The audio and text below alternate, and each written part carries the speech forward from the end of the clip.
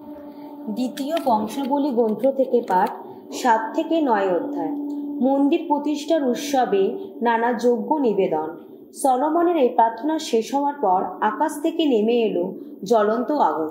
সেই আগুন পূর্ণাহুতির বলি এবং অন্যান্য যজ্ঞীয় অর্ঘ্যগুলির গ্রাস করে ফেলল। তখন ভগবানের মহিমা মন্দির জুড়ে বিরাজিত হলো। ফলে যাজকেরা ভগবানের মন্দিরে আর ঢুকতে পারলেন না, কেননা ভগবানের সারা মন্দির জুড়ে তখন ভগবানের মহিমা বিরাজ করছিল। সেই আগুন নেমে আসতে দেখে এবং ভগবানের মহিমা কেমনভাবে মন্দিরটির ওপর অধিষ্ঠিত হয়ে আছে তা দেখে সমস্ত ইসরায়েলীয়রা তখন নতজানু হয়ে শান বাঁধানো মাটিতে মাথা ঠেকিয়ে প্রণত হলো। ওইভাবে আরাধনা করে তারা ভগবানের গুণগান করতে লাগলো। কত না মঙ্গলময় তিনি, তার দয়া সে তো চিরকালেরই দয়া। এরপর রাজা এবং তার সঙ্গে সমস্ত লোক সেইখানে ভগবানের সামনে নানা যজ্ঞ উৎসর্গ করল। রাজা সলোমন তখন যজ্ঞের বলি হিসাবে উৎসর্গ করলেন 22,000 বিষ আর 1,20,000 মেষ। রাজা এবং তার সঙ্গে সমস্ত লোক এইভাবে ঈশ্বরের মন্দির প্রতিষ্ঠার কাজ সম্পন্ন করল। যাজকদের তখন যেখানে দাঁড়িয়ে থাকার কথা সেখানেই দাঁড়িয়েছিলেন। রাজা দাউদ ভগবত সঙ্গীতের জন্য যে বিভিন্ন বাদ্যযন্ত্র তৈরি করেছিলেন সেগুলির হাতে নিয়ে লেবীয়রাও সেখানে ছিলেন। দাউদের রচিত যে নানা সামসঙ্গীত তাদের জানা ছিল তাই শুনিয়ে তারা তখন ভগবানের গুণগান করে গাইছিলেন। তার দয়া সে তো চিরকালেরই দয়া। তাদের সামনাসামনি দাঁড়িয়ে থাকা যাজকেরা তুড়ি বাজাচ্ছিলেন। এদিকে ইসরায়েলের সমস্ত লোক তখন দাঁড়িয়েছিল। ভগবানের মন্দিরের সামনে যে প্রাঙ্গণটি ছিল রাজা তার মাঝখানের অংশটি শুচিশুদ্ধ করে নিয়েছিলেন। তিনি তো সেখানে যত পশু আহুতি দিলেন এবং মিলনযজ্ঞে নিবেদিত পশুগুলির চর্বিওয়ালা যত অংশ উৎসর্গ করলেন। তিনি ব্রোঞ্জের সেই যে যজ্ঞ বেদিটি তৈরি করিয়ে নিয়েছিলেন সেটির ওপর তো পূর্ণাহুতির সমস্ত পশু, সমস্ত ফসলি নৈবেদ্য এবং অন্য যত পশুর চর্বিওয়ালা অংশগুলি রাখার মতো জায়গা ছিল না। এই সময় সলোমন 7 দিন ধরে পর্বটি পালন করলেন, আর তার সঙ্গে তা পালন করল ইসরায়েলের সকলেই। সে এক সুবিশাল জনসমাবেশ। লোকেরা লেবু হামাত থেকে মিশর খাদ নদী পর্যন্ত গোটা দেশ থেকেই এসেছিল। অষ্টম দিনে সবাই এক মহাসভায় মিলিত হলো। তারা তো 7 দিন ধরে বেদি প্রতিষ্ঠার উৎসবটি আর 7 দিন ধরে পর্বটি পালন করেছিল। তারপর সেই সপ্তম মাসের 23 তারিখে সলোমন তাদের সকলকে ঘরে ফিরে যেতে বললেন।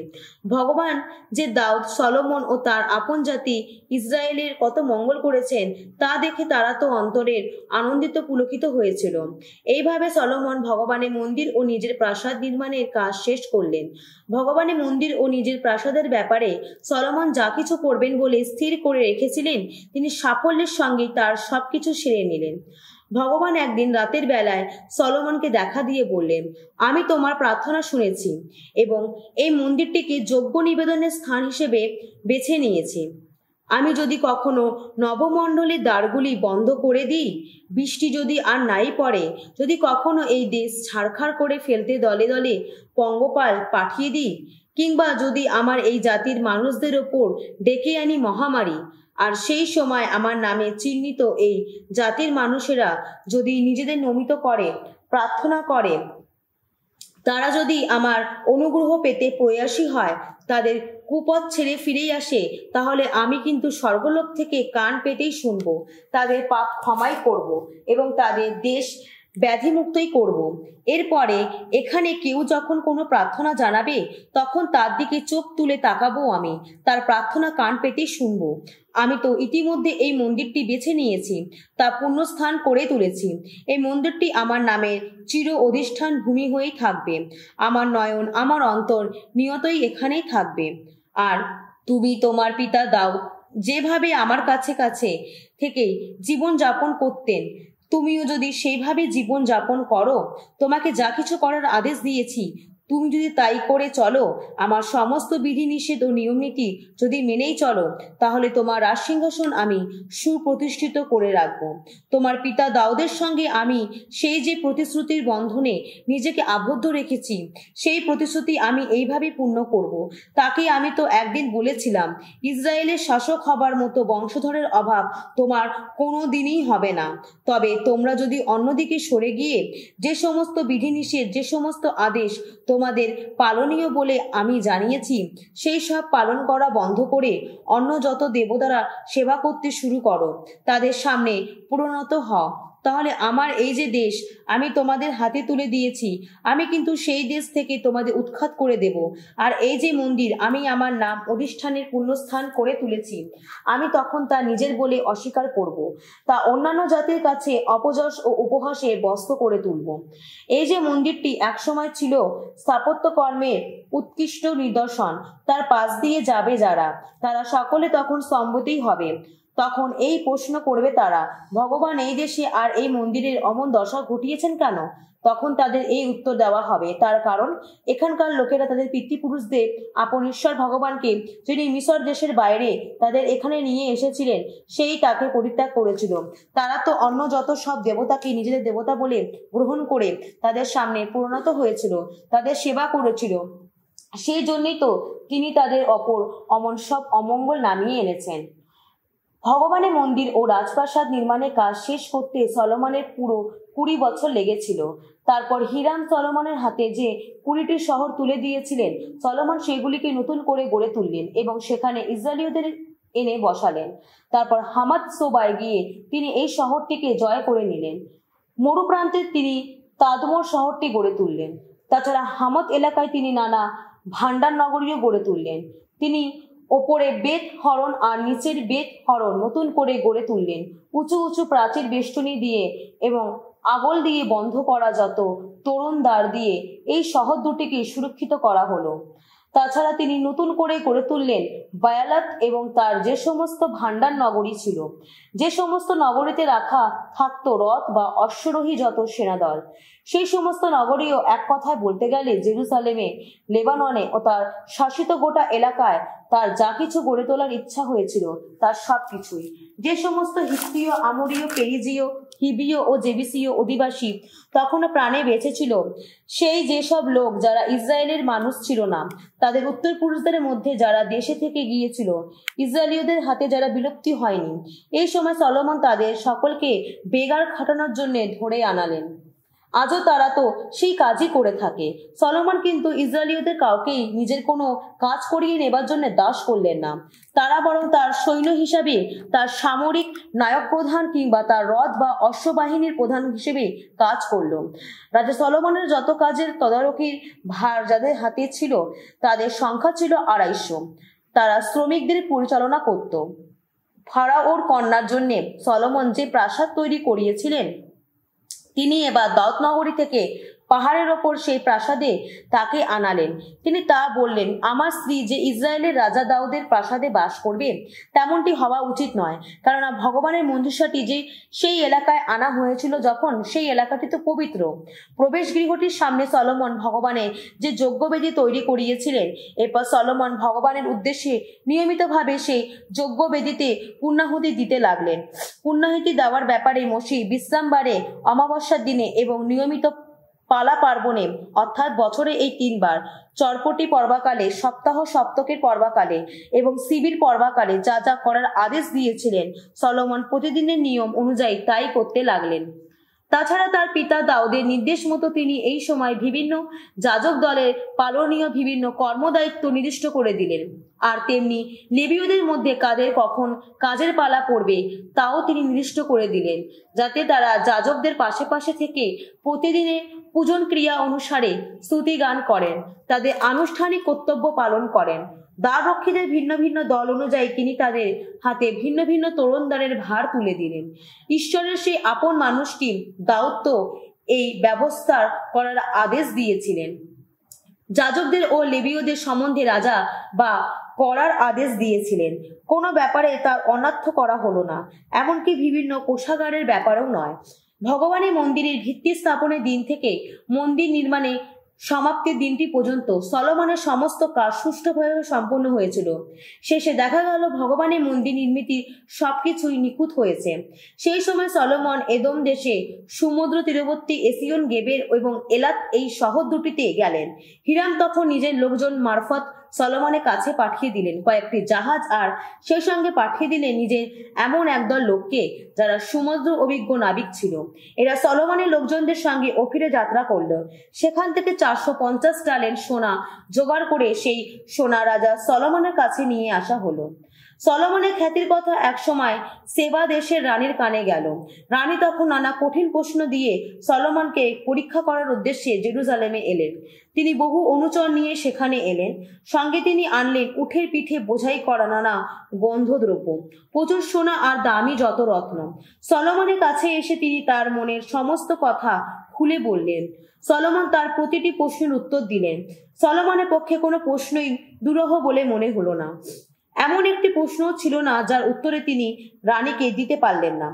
সেবা দেশের রানী যখন সলোমনের প্রজ্ঞার পরিচয় পেলেন, তিনি যখন তার তৈরি প্রাসাদটি দেখলেন তার টেবিলে পরিবেশিত যত খাবার, তার কর্মচারীদের বসার বন্দোবস্ত, তার লোকজনদের পরিচর্যা ও পোশাক পরিচ্ছদের ধরন ধারণ এবং তার সুরা বড়দারদের ও তাদের পোশাক পরিচ্ছদের ধরন ধারণ, যখন তিনি দেখলেন ভগবানের মন্দিরে রাজা কি কি পুণ্যাহুতি দিয়ে থাকেন, তখন বিস্ময় তার দম বন্ধ হয়ে আসার দশা হলো।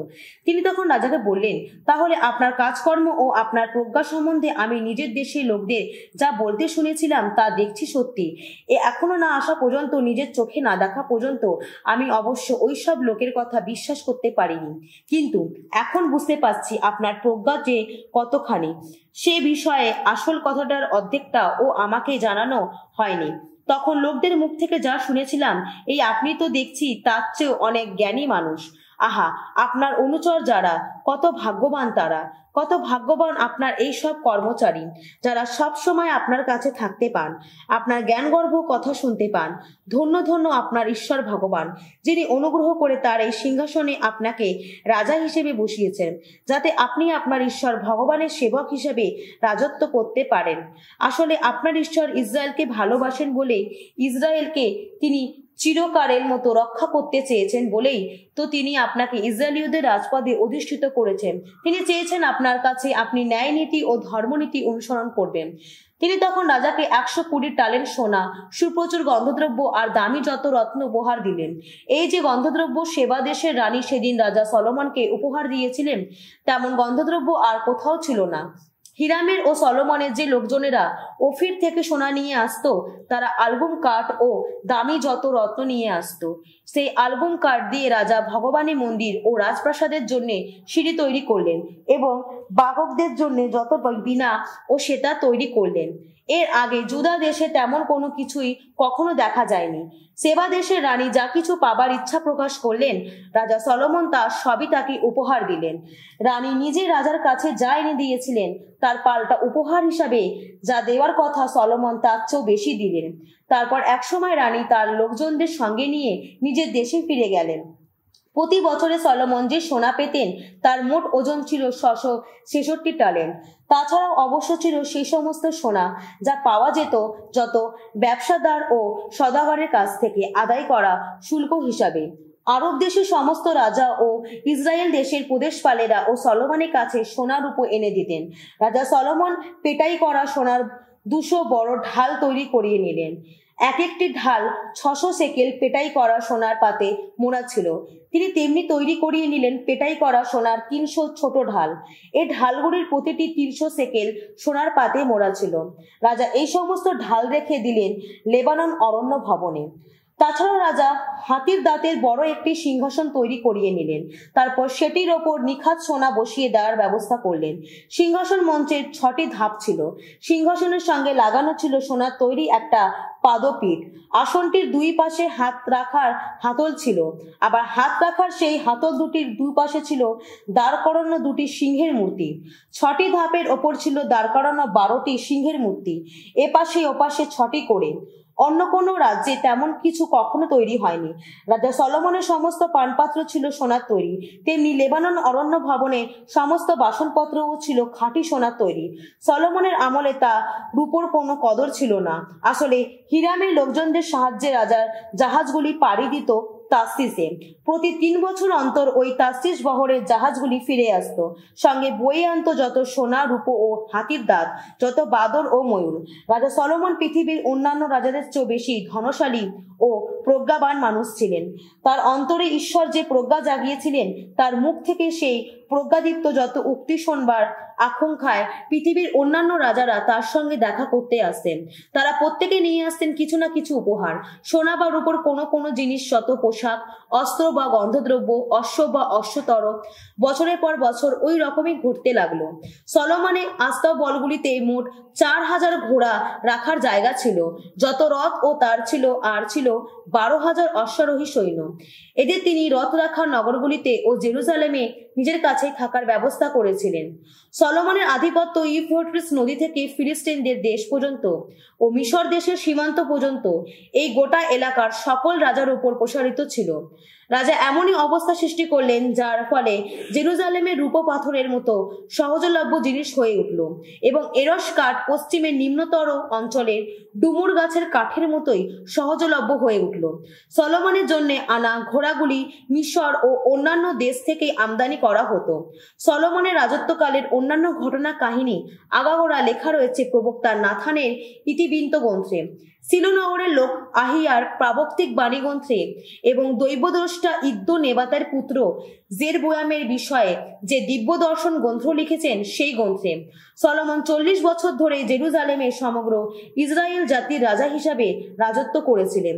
তারপর সলোমন তার পিতৃপুরুষদের পাশে শায়িত হলেন। তাকে সমাধি দেওয়া হলো তার পিতা দাউদের নগরীতে। তার পুত্র রেহবোয়াম তখন তার জায়গায় রাজা হলেন।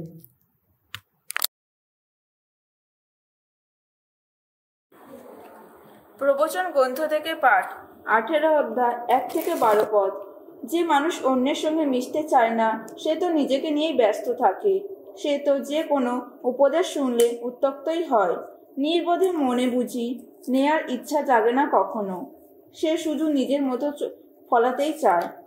দুর্জন এলে সেই সঙ্গে অবজ্ঞাও আসে, নিজ আচরণের সঙ্গে আসে দুর্নাম। মানুষের মুখ থেকে নিঃসৃত কথা যেন অথই জলের মতো, উচ্ছ্বাসিত নির্ঝরের মতো, প্রজ্ঞারী উৎসধারা যেন। দুর্জনের প্রতি পক্ষপাত দেখিয়ে ধার্মিককে ন্যায্য বিচার থেকে বঞ্চিত করা উচিত কাজ নয়। নির্বোধের রসনা তাকে বিবাদে জড়ায়, তার মুখের কথার জন্য তাকে প্রহার পেতে হয়।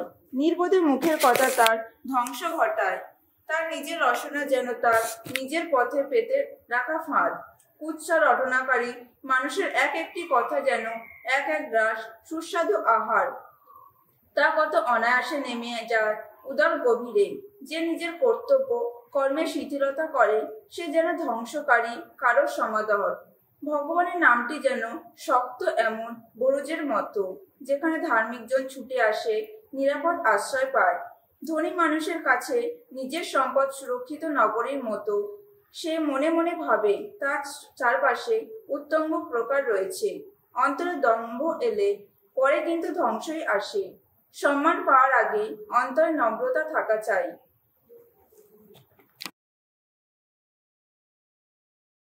রোমিওদের কাছে সাধু পলের ধর্মপত্র, অধ্যায় 7। খ্রিস্টবিশ্বাসী মানুষ মসির বিধানের বন্ধন থেকে বিমুক্ত মানুষ।